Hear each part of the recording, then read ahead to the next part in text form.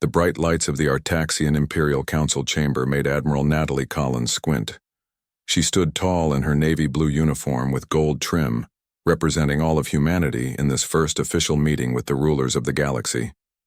Next to her stood Gregory Martinez, Earth's top diplomat, and Dr. Olivia Wright, an expert in alien biology.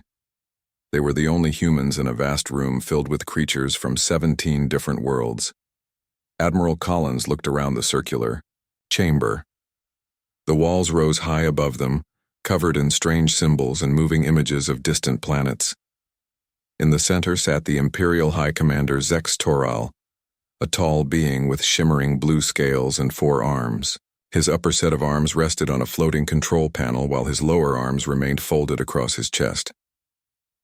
"You may approach," called Zex Toral, his voice deeper than any human's could be. His words were translated by the small devices in the human's ears. The 3 humans walked forward on the gleaming black floor. Their footsteps echoed in the quiet room. Hundreds of alien eyes watched them from the tiered seats that surrounded the center space. "We welcome Earth's representatives," said Zex Toral, but his mouth formed what humans would recognize as a smirk. "Though we find it unusual that such a young species would send so few to meet with the rulers of over 8,000 worlds." Gregory Martinez stepped forward and bowed slightly. "High Commander, we thank you for this opportunity. Earth is honored to finally join the wider galactic community." A low murmur of clicking sounds and whispers spread through the alien audience. Collins knew they were laughing. "Join?" Zex Toral's upper right hand waved dismissively. "You misunderstand your position. Earth does not join the Artaxian Empire as an equal. You will be granted protected status in exchange for resources and obedience." Martinez's smile didn't waver, but Collins saw his shoulders tense. "Perhaps there's been a misunderstanding. We've prepared trade proposals and alliance terms that would benefit both our worlds." Zex Toral's large yellow eyes blinked slowly. "Show me these proposals." Martinez held up a small data device. An alien attendant with long fingers took it and placed it on Zex Toral's control panel. The High Commander studied the glowing text for only a few seconds before laughing loudly. "You wish to maintain full independence, to keep your military, to trade as equals?" Each question was spoken with growing amusement. "Thousands of species have joined our empire. None kept their independence." Dr. Wright stepped forward. "High Commander, our research suggests that mutual cooperation yields better results than forced submission. Earth has unique resources and—" "Silence," Zex Toral snapped. "Your planet is primitive, your ships are slow, your weapons are basic. What you call unique, we call undeveloped." Admiral Collins felt her face grow warm with anger, but she kept her expression neutral. This meeting was going exactly as their intelligence reports had warned. The Artaxians had ruled for so long that they couldn't imagine any other way. "We respectfully request to maintain Earth sovereignty," Collins said firmly. "We're happy to establish diplomatic ties and fair trade, but we will not submit to rule from another world." The chamber grew very quiet. Zex Toral's scales darkened slightly, a sign of anger according to their briefings. "Your bravery borders on stupidity, Admiral," he said. "But perhaps you don't understand the reality of your situation." He pressed a button on his control panel. The walls of the chamber changed to show images of massive warships, hundreds of them, each larger than anything humans had built. "This is just one of our fleets stationed near your home system," Zex Toral said. "The 7th Fleet has 5 times the firepower needed to reduce your world to ash." Collins didn't blink. "We hope it won't come to that." "It won't," agreed Zex Toral, "because you will see reason. As a gesture of our goodwill, we will place a small security force on your vessel, the USS Horizon, I believe you call it. They will accompany you back to Earth to begin the integration process." Martinez looked at Collins, his eyes wide with alarm. This was more than an insult, it was the first step of invasion. "That won't be necessary," Collins replied. "Our ship has adequate security." Zex Toral stood up. He was nearly 7 feet tall. This is not a request, Admiral. The security detail is waiting at your docking bay. They will board your vessel and you will transport them to Earth. Collins touched the communication device on her wrist. Horizon, this is Admiral Collins. Be advised, Imperial forces may attempt to board. Deny access. I repeat, deny access. Angry shouts filled the chamber. Guards with energy weapons moved toward the humans. You dare? Zex Toral bellowed. You have just committed an act of war. Collins stepped back, putting herself between the aliens and her colleagues. No, High Commander. We've declined an unwanted boarding. There's a difference. Take them, ordered Zex Toral. Collins touched her wrist again. Horizon. Emergency extraction now. A soft humming filled the air. Golden light began to surround the three humans. You won't escape, Zex Toral warned, and your people will pay for this insult. Just before the teleportation completed, Collins locked eyes with the High Commander. Perhaps you should have studied us more carefully before making threats. The three humans vanished in a flash of light, leaving the Imperial Council in chaos. On the USS Horizon, alarms blared as the ship detached from the Imperial docking station. Captain Alan Reeves was waiting when Collins and the others materialized on the bridge. Admiral, Imperial security forces tried to force their way aboard. We stopped them, but their warships are powering weapons. Get us out of here. Maximum speed, Collins ordered, taking her seat. Set course for the jump point. The Horizon accelerated, away from the massive Imperial station. On the viewing screen, dozens of smaller ships began to pursue them. They're firing warning shots, reported the weapons officer, Betty Yang. The ship shook as energy beams passed close to their hull. Return fire. Targeted shots only, Collins said. Disable, don't destroy. The Horizon's weapons fired back, striking one of the pursuing craft. The Imperial ship spun out of formation, its engines damaged. Jump point in 30 seconds, called the navigator, Owen Porter. Another hit rocked the ship. Warning lights flashed across the control panels. Damage to the rear shield generator, Yang reported. Hull integrity at 92%. Almost there, Porter said, his fingers flying over the controls. Collins watched the screen as more Imperial ships joined the chase. They were outnumbered 50-1, but they only needed a few more seconds. Jump point achieved. Initiating jump in 3, 2, 1. The stars on the screen stretched into lines as the Horizon leaped into faster-than-light travel. The pursuing ships vanished from their sensors. Collins let out a breath she hadn't realized she was holding. Set course for Earth.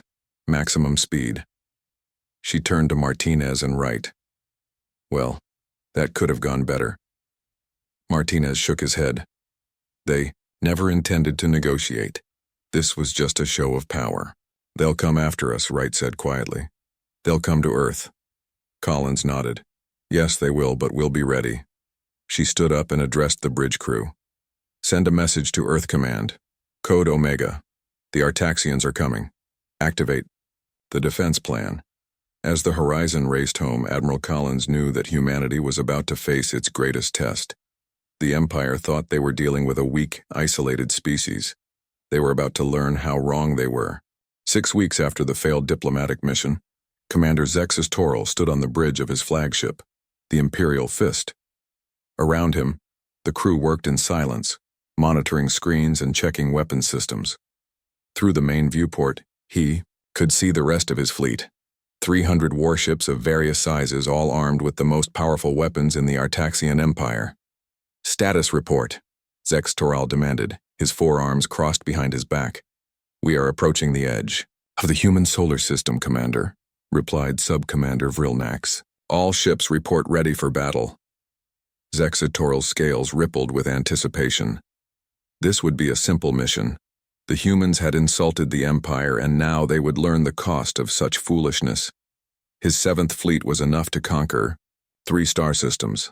1 primitive planet would pose no challenge. Send word to all ships, he ordered. We enter the system in attack formation. Expect minimal resistance. As the Imperial fleet crossed into the Sol system, alarms began to sound. Across the bridge, Commander, we are detecting energy signatures ahead. called out a sensor officer. Zex Toril frowned. Show me. The main screen lit up with a scatter of bright dots. Hundreds of them, spread across their path. What are they? He asked. Automated defense. Platforms, sir. And some kind of minefield. Zex Toril made a dismissive gesture with his lower right hand.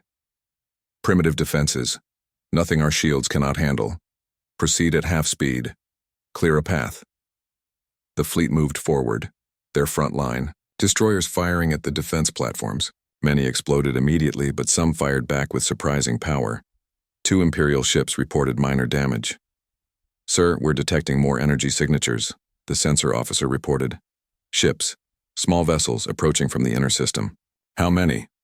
Asked Zex Toril. Approximately 50, sir. Zex Toril laughed. 50 ships against 300? The humans are braver than they are wise. Maintain course. On the USS Guardian, Vice Admiral Frank Monroe watched the Imperial fleet approach on his tactical display. His ship was the largest in Earth's defensive line, but it was still smaller than many of the alien vessels. All ships maintain formation, he ordered through the fleet-wide channel. Remember your training. Follow the plan. Beside him, his executive officer, Commander Alicia Reed, looked nervous but determined. The enemy fleet is 6 times our size. Sir, numbers aren't everything, Commander, Monroe replied calmly. We just need to hold them until they're fully committed to the battle. As the Imperial ships pushed through the outer defenses, the human fleet split into smaller groups. Instead of forming a traditional battle line, they spread out, forcing the aliens to divide their attention. What are they doing? Zex Toril asked, watching the strange maneuver. This is not a proper battle formation. Perhaps they don't know proper battle tactics, suggested Vrilnax. No matter. Target the largest human vessels and destroy them. The rest will flee or surrender. The Imperial ships fired their main weapons. Huge energy beams streaked across space toward the human fleet. But the Earth ships moved with surprising speed, many avoiding the attacks completely. Lieutenant Commander Lisa Blackwell piloted her corvette, the USS Defiant, through a series of sharp turns that no Imperial ship could match. Her vessel was small and fast, designed specifically for the tactic they were now employing. Target locked, called her weapons officer, Kevin Ward. Firing solution ready. Fire when ready, Blackwell ordered. The Defiant released a salvo of missiles. Unlike traditional weapons, these didn't strike the Imperial ship's main shields. Instead, they hit specific points where scans had shown weaknesses in the alien shield configuration. On the Imperial dreadnought Unrelenting Glory, alarms blared as shields failed in Section 3. Impossible, shouted the ship's captain. How? Did they know where to hit us? Before they could react, 3 more human ships fired at the same spot. The combined attack broke through, and the next wave of missiles struck the dreadnought's hull directly. Across the battlefield, the same scene played out again and again. The human ships were targeting specific weaknesses that they shouldn't have known about. On the USS Guardian, communications specialist Daniel Rogers worked frantically at his station. Sir, I've cracked more of their battle language, he reported to Admiral Monroe. They're going to shift to formation Delta 7. Monroe nodded and relayed the information to the fleet. All ships, the enemy is shifting. Move to counter-pattern echo. Repeat, move to counter-pattern echo. The human ships adjusted their positions just before the Imperial fleet changed formation. This allowed them to avoid the concentrated fire the aliens had planned. Back on the Imperial Fist, Zex Toril watched in growing frustration as his carefully planned attack failed to destroy the human fleet. How are they anticipating our moves? He demanded. There must be a spy in our ranks. Impossible, sir, Vrilnax replied. But they do seem to be using the data they gathered during their escape from the council meeting. They've analyzed our shield configurations and battle tactics. Clever, Zex Toril admitted reluctantly. But it won't save them. We still have overwhelming force. He was interrupted by a report from one of his captains. Commander, the human vessel Defiant has executed a run against the Eternal Might. The Dreadnought's main reactor was hit. It's been destroyed, sir. Silence fell across the bridge. A dreadnought destroyed by a ship a fraction of its size? It was unheard of. Impossible, Zexis whispered. As the battle continued, more Imperial ships fell. The humans moved like water, flowing around the stronger alien forces, striking at weak points, then retreating before they could be caught. After 6 hours of fighting, 17 Imperial vessels had been destroyed or disabled. The humans had lost only 7 ships. It was not the quick victory Zexis had promised his superiors. "We need to regroup," he finally ordered. "Pull back to the edge of the system. We'll adjust our strategy." As the Imperial fleet retreated to a safe distance, Vice Admiral Monroe allowed himself a small smile. The first phase of Earth's defense had succeeded better than expected. "Send word to Earth Command," he ordered. Phase 1 complete. The enemy has been bloodied but not defeated. They'll be back, and they'll be angry. Commander Reed looked at the tactical display, where the Imperial ships were regrouping. "They still outnumber us greatly, sir. Do you think we can hold them again?" Monroe nodded slowly. "We only need to hold them until they fully commit to the battle. That's when they'll get the real surprise." In his quarters aboard the Imperial Fist, Commander Zex reviewed the battle footage. These humans were not the primitives he had expected. They fought with unexpected skill and knowledge. But tomorrow would be different. Tomorrow he would unleash the full might of his fleet and crush these upstart humans once and for all. Little did he know that Earth's System Defense Force was just the beginning of what humanity had prepared for this moment. Commander Zexis paced the command deck of the Imperial Fist, his scales darkened with anger. The massive view screen showed his fleet regrouping after their unexpected setback. Behind him, his officers worked quietly, afraid to draw his attention. "I want answers," he finally said, turning to face Sub-Commander Vril Nax. "How did a primitive species manage to damage so many of our ships?" Vril Nax's four-fingered hands moved quickly over a data pad. "I've been analyzing their attack patterns, Commander. They knew exactly where to hit our shields. Somehow they've obtained detailed information about our systems." "That's impossible," Zexis snapped. "No human has ever had access to Imperial ship schematics." "Perhaps during their escape from the council chambers," suggested Vril Nax. "Their ship's sensors may have gathered data we didn't expect them to be able to collect." Zexis growled, a low rumbling sound that made nearby officers flinch. "These humans are more troublesome than we anticipated. What else have you found?" "There's something strange in their communications," Vril Nax said, bringing up a new display. "Our translators have been monitoring their transmissions. They keep referring to their ships as the Home Guard or System Defense Force. Those names suggest that these aren't their main military vessels." Zexis finished, his yellow eyes widening. "Show me the exact transmissions." Vril Nax played an intercepted communication. "Home Guard Squadron 6, maintain position. Remember, we just need to hold until reinforcements arrive." Another recording followed. "System Defense Force has engaged the enemy. Casualties below projected estimates.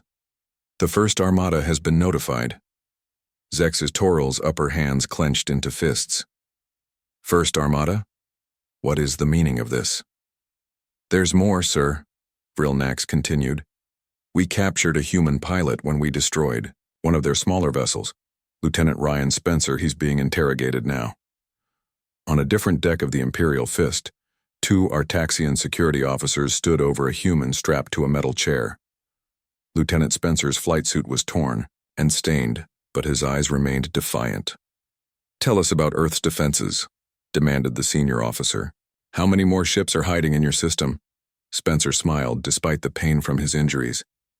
"You really should have done your homework before coming here." "What does that mean?" The officer leaned closer. "Answer the question." "It means you picked a fight without knowing who you were fighting," Spencer replied. "Bad move." The officer struck Spencer across the face. "Your small fleet cannot stand against the might of the Empire. Tell us what other defenses you have." Spencer laughed, a sound that confused the aliens. "You think this is our fleet? Those are just system patrol vessels, barely armed scouts and training ships." The officers looked at each other in confusion. One tapped a communication device on his wrist. "Sir, the prisoner is making strange claims about their ships." Back on the command deck, Zexitoral listened to the report with growing concern. "Bring me this human. Now." Meanwhile, on Earth, Acting Fleet Admiral Patricia Hernandez stood in the Global Defense Center beneath the Rocky Mountains. Massive screens showed the positions of both fleets. Around her, hundreds of personnel monitored communications and defensive systems. A communications officer turned to her. "Admiral, we have an encrypted transmission from Proxima Station." Hernandez nodded. "Put it through to my private terminal." She walked to a small room off the main floor. On her screen appeared the face of Fleet Admiral Carlos Reyes, the actual commander of Earth's military forces. "Patricia, how are we holding up?" asked Reyes. "Better than expected, sir," Hernandez replied. "Monroe's forces have the Imperial fleet confused and frustrated. They lost 17 vessels in the first engagement." Reyes nodded approvingly. "Excellent. The ruse is working then. What's your assessment of their commander?" "Arrogant, as we expected. He came in assuming an easy victory. Now he's angry and likely to make mistakes." "Perfect." Reyes looked down at something off-screen, then back up. "We've completed the final preparations here. The main fleet is ready to jump. We'll arrive within 12 hours. Hernandez felt relief wash over her. "That's good news, sir. I'm not sure how much longer Monroe can hold them off without taking serious losses. He only needs to keep them occupied until we arrive," Reyes said. "Once the main fleet enters the system, this little confrontation will end very quickly." On the Imperial Fist, Lieutenant Spencer was brought before Commander Zexitoral. The human looked small and fragile compared to the towering Artaxian commander. "Your shipmates fought with unexpected skill," Zexitoral said, studying the human carefully. "It seems we underestimated your species." Spencer stood as straight as his injuries would allow. "You wouldn't be the first. Your fellow humans claim that the ships we faced are not your main military vessels," Zexitoral continued. "Is this true?" Spencer's face revealed nothing. "I'm just a pilot, Commander." "A pilot who would know the difference between a main fleet and whatever it is we've encountered," Zexitoral pressed. "Don't play games with me, human. Your life depends on your honesty." Spencer looked around the command deck, taking in the advanced technology and the numerous officers. Then he smiled again. "Those ships you fought? They're our home guard, mostly. Training vessels and system patrols. The ones that teach our real pilots how to fly." Zextoral's scales rippled with anger. "You expect me to believe that?" "Believe what you want," Spencer shrugged. "But you might want to check your long-range sensors. I have a feeling things are about to get interesting." Before Zextoral could respond, an alarm sounded. A sensor officer called out, "Commander, we're detecting unusual gravitational disturbances at the edge of the system." "What kind of disturbances?" Zexitoral demanded. "Similar to our jump signatures, sir, but larger. Much larger." Spencer's smile widened. "Like I said, you really should have done your homework." Zexitoral turned to his security officers. "Take him back to the cell." Then, to Vrilnax. "Show me these disturbances." The main screen changed to show the edge of the solar system. Strange ripples appeared in the fabric of space, growing larger by the second. "Analysis?" Zexitoral asked, a note of concern in his voice for the first time. "The signatures are consistent with numerous vessels preparing to exit faster than light. Travel," Vrilnax replied. "But the scale is unprecedented." On the USS Guardian, Vice Admiral Monroe received the sensor reports with a smile. He turned to Commander Reed. "Right on schedule. Send word to all ships. Hold position and prepare for Phase 2. "Yes, sir," Reed replied. "Should we inform the Imperial fleet of what's coming?" Monroe considered this. "No. Let them be surprised, just like they planned to surprise Earth." As both fleets watched, the gravitational disturbances grew stronger. The first signs of what was about to emerge from hyperspace began to appear. Back in his private quarters, Commander Zextoral reviewed all the information they had gathered about Earth. How had they been so wrong? The reports had described a Single inhabited planet with limited space travel and modest defenses. There had been no mention of advanced tactics, no hint of a larger fleet hiding elsewhere. Now, as he stared at the growing disturbances on his screen, he realized that the Empire had made a terrible mistake. They had launched an attack without proper intelligence, and now they might pay the ultimate price. The first massive human warship began to emerge from hyperspace, its size dwarfing even the largest vessels in the Imperial fleet. And behind it came another, and another, and another. Space rippled and tore as the first massive ship emerged from hyperspace. It was the HMS Retribution, a dreadnought 3 times larger than the biggest Imperial vessel. Its dark hull gleamed in the distant sunlight, covered with weapons ports and launch bays. Behind it came another ship, then another, and soon the edge of the solar system filled with warships of all sizes. On the bridge of the HMS Retribution, Grand Admiral Eleanor Russell stood with her hands clasped behind her back. She was a tall woman with short gray hair and eyes that had seen many battles. Her blue uniform was simple but elegant, with 5 gold stars on each shoulder. "Status report," she commanded. Her executive officer, Captain Paul Harris, stepped forward.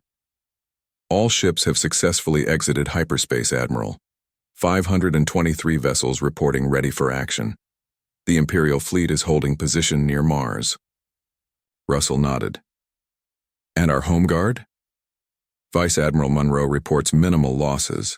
They have the Imperial fleet pinned between their position and ours." "Excellent." Russell studied the tactical display showing the positions of all vessels in the system. The enemy commander made a critical error. He committed his entire force to the system without securing his exit route. "Now we have them surrounded," Captain Harris smiled. "They believed our deception completely." "Overconfidence is a weakness we can exploit," Russell said. "Open a channel to all ships, ours and theirs." Meanwhile, on the Imperial Fist, chaos erupted as sensor officers reported the arrival of hundreds of human warships. "This is impossible," Commander Zexitoral shouted, his scales turning pale with shock. "Where did they come from? How did they hide a fleet of this size?" Sub-Commander Vril Nax worked frantically at his console. "The new ships are taking up position behind us, Commander. We're trapped between their forces." Zexitoral stared at the tactical display in disbelief. His mighty 7th Fleet, pride of the Empire, now looked small compared to the human armada arrayed against them. "Options," he demanded. "We could try to break through the smaller force ahead of us," Vrilnax suggested.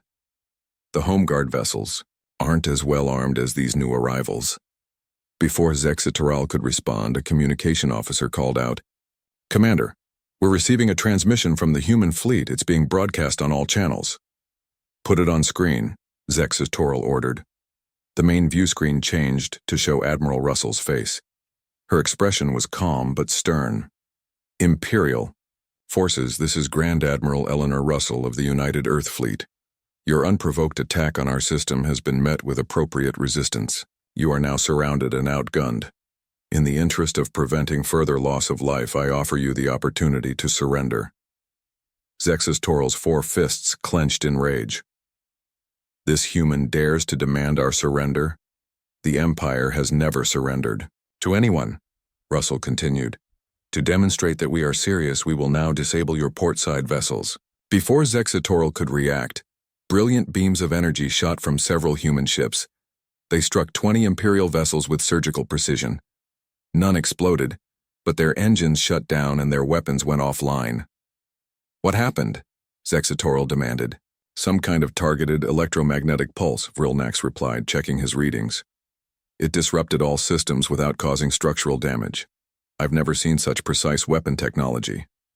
On the screen, Russell spoke again. "As you can see, we could destroy your fleet if we wished. But unlike the Empire, we prefer to avoid unnecessary bloodshed. You have 1 hour to consider your position." The transmission ended, leaving the command deck in stunned silence. In another part of the solar system, Captain Jason Bailey guided his destroyer, the USS Intrepid, into position behind the Imperial flagship. His ship was one of 50 assigned to a special strike team. "All systems dark," ordered Bailey. "Passive sensors only. We don't want them to detect us until we're in position. His first officer, Lieutenant Sofia Rodriguez, monitored their approach. ETA to target, 3 minutes. Phase-shifting shields are functioning normally. The Intrepid and its sister ships used technology the Empire had never encountered. Their special shields bent light around their hulls, making them nearly invisible to standard sensors. They slipped through space like ghosts closing in on their targets. Remember, Bailey told his crew, we want to disable, not destroy. Target their propulsion systems only. Back on the Imperial Fist, Zexitoral called his senior officers together. We cannot surrender, he stated firmly. The Empire has ruled the galaxy for 10,000 years. We will not bow to these humans. What are your orders, Commander? Asked his chief of security. We will make a break for the jump point. Full power to forward shields. All weapons targeting the smaller human vessels directly ahead. Once we clear their line, we can jump to hyperspace and return with the full might of the Imperial Armada. Officers nodded in agreement, but Vrilnax looked troubled. Commander, these humans have clearly been preparing for this confrontation for some time. They may have anticipated this move. Do you have a better suggestion? Zexitoral snapped. No, Commander, but I suggest extreme caution. Zexitoral turned away. Send the orders to all ships. We move in 5 minutes. Unknown to the Imperial commander, every word spoken on his bridge was being monitored. Human intelligence officers had cracked their communication codes hours ago. And the HMS Retribution, Admiral Russell listened to the Imperial plans with a small smile. Predictable, she said to Captain Harris. Signal Captain Bailey. Tell him the Imperials are making their move. Harris nodded. Yes, Admiral. And our home guard? Tell Monroe to give ground when they charge. Make them think they're breaking through. As the Imperial fleet began to move, their engines glowing brightly, the human vessels ahead of them started to pull back, creating what appeared to be an opening. It's working, called out an Imperial officer.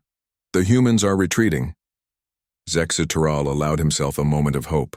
Perhaps they could escape this trap after all. All ships, full speed ahead.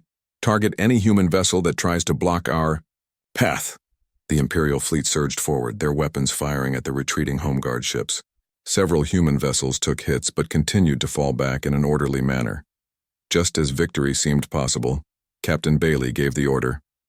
All strike teams, execute now. Suddenly, 50 human destroyers appeared around the Imperial ships, their phase-shifting shields dropping to reveal their presence. Before the aliens could react, precisely targeted weapons fire struck their engine sections. On the Imperial Fist, alarms blared as the main engines shut down. Emergency lights flashed across the command deck. We've lost propulsion, shouted an engineer.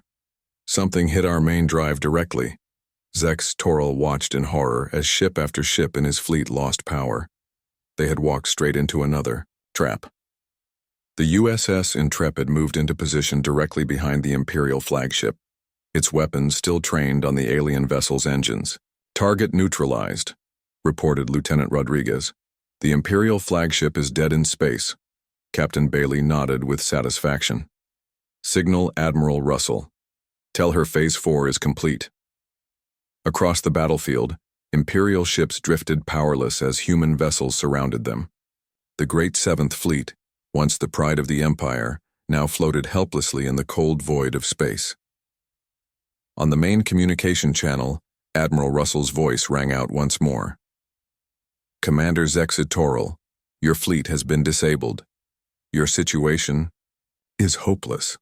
This was merely our response force. Our main fleet is still mobilizing. Consider carefully whether the Empire wishes to see it. 2 days later, Commander Zexitoral walked through the corridors of Lunar Base Armstrong, Earth's main military headquarters on the moon. 2 human guards escorted him, their faces serious but not hostile. The once proud Imperial commander had surrendered his fleet after realizing he had no other option. The base was carved into the moon's surface, with thick windows offering views of Earth and the stars beyond. Zexitoral noticed that despite being built underground, the base was spacious and bright. The humans clearly had more advanced construction abilities than Imperial intelligence had reported. The guards led him to a large meeting room with a round table in the center. Around the table sat several humans in military and civilian clothes. At the head of the table was Grand Admiral Eleanor Russell. "Commander Zex Toril," she said, gesturing to an empty chair. "Please join us." Zex Toril sat down, his forearms resting uneasily on the armrests designed for humans. "I assume this is where you dictate your terms of surrender." A woman in civilian clothes smiled gently. "Not exactly, Commander. I'm Dr. Samantha Powell, Earth's chief negotiator. We're here to discuss a peace agreement, not to humiliate your people." Zex Toril's scales shifted color slightly, showing his surprise. "Peace? After we attacked your system?" "We prefer to look forward," Admiral Russell explained. "Continued conflict serves neither of our peoples." Dr. Powell activated a screen on the table. It showed images of human settlements on different planets. "Perhaps we should clear up some misconceptions first. Earth is not our only world." The screen changed to show a star map. 27 stars were highlighted in blue. "These are the systems currently inhabited by humans," Powell explained. "We have major colonies on 42 planets and smaller outposts on over 100 moons and asteroids." Zex Toril stared at the map in disbelief. "Impossible. The Empire has monitored this region of space for centuries. We would have detected your expansion." A man in a science uniform spoke up. "I'm Dr. William Grant, head of Stealth Systems Development. We've been aware of the Empire for over 90 years, Commander, since your first scout ships entered our region of space." "Those scout ships reported nothing unusual," Zex Toril argued. "Because we didn't want to be found," Grant replied. "We developed technology specifically to hide our activities from Imperial sensors." Admiral Russell leaned forward. "The truth, Commander, is that humanity has been preparing for this day for nearly a century. We knew eventually the Empire would discover Earth and attempt to conquer it, as you have done with thousands of other worlds." Zex Toril's mind raced as he tried to process this information. The ships we faced, the fleet that captured mine, are only a fraction of our military strength, Russell confirmed. "The vessels you encountered were indeed our rapid response force." Powell changed the display again. This time it showed massive shipyards orbiting Jupiter. Hundreds of warships in various stages of construction filled the screen. Some were many times larger than even the HMS Retribution. "This is the Jupiter Naval Yard," Powell said, "one of 12 major construction facilities in our territory. The real human main fleet is still being assembled here and at our other shipyards." Zex Toril felt a cold sensation spread through his body. The Empire had completely underestimated these humans. If what they showed him was true, humanity could potentially challenge the Empire's dominance of the galaxy. "Why show me this?" he asked finally. "Why reveal your strength?" "Because we want peace, not war," Powell answered. "But we need you to understand our position clearly. We will not be conquered or colonized. We are offering the Empire a chance to establish a new relationship with us as equals." A document appeared on the screen. "These are the Sol Accords," Powell explained. "A treaty recognizing human sovereignty over our 27 systems and establishing protocols for diplomatic relations, trade, and cultural exchange between our peoples." Zex Toril scanned the document. It was surprisingly fair, with no demands for reparations or territory. The humans simply wanted recognition and peace. "The Imperial High Council will never agree to treat with a lesser species as equals," he said, though without his earlier conviction. Admiral Russell's expression hardened slightly. "They will when they understand the alternative. Commander, please understand something. We don't want war with the Empire. But if forced, we will defend ourselves with everything we have." "And we have much more than you've seen," added Grant. Zex Toril looked around the table at the humans. They didn't appear threatening or aggressive. They seemed calm, confident, and determined. "If I may ask," he said carefully, "how did humans advance so quickly? Our records showed your people only achieved spaceflight a few centuries ago." Powell, and Russell exchanged glances. Then Powell answered, "We've always been quick learners, Commander. And when your scout ships arrived 90 years ago, we realized we needed to accelerate our development. Nothing motivates humans more than a potential threat." Zextoril nodded slowly. He was beginning to understand these strange beings. "And what happens now? Now you will be returned to the Empire with a single Imperial vessel and a copy of the Sol Accords," Russell explained. "The rest of your fleet and crews will remain here as guests until the Accords are signed." "Guests?" Zextoril asked skeptically. "Yes, guests," Powell insisted. "They will be treated well and with respect. We're not barbarians, Commander." 3 days later, Zextoril stood on the bridge of the Imperial cruiser Evening Star, the only ship the humans had returned to him. As they prepared to depart the Sol system, he looked out at the vast human fleet still positioned protectively around Earth. His communications officer approached. "Commander, we're receiving transmissions from across the Empire. News of our defeat is spreading." Zextoril wasn't surprised. The humans had surely planned for this. "What's the reaction?" "Confusion, sir. And there are reports of unrest on some of our subject worlds. Species that have been under Imperial rule for generations are beginning to question our authority." Of course they would, Zextoril thought. If humans could resist the Empire successfully, why couldn't others?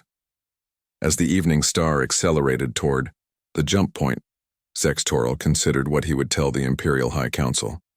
The truth would be hard for them to accept, that they had encountered a species that had outmaneuvered them completely. A species that had hidden its true strength until the perfect moment to reveal it. The stars streaked into lines as the ship entered hyperspace. Behind them, Earth remained safe, protected by its fleets and its clever, determined people.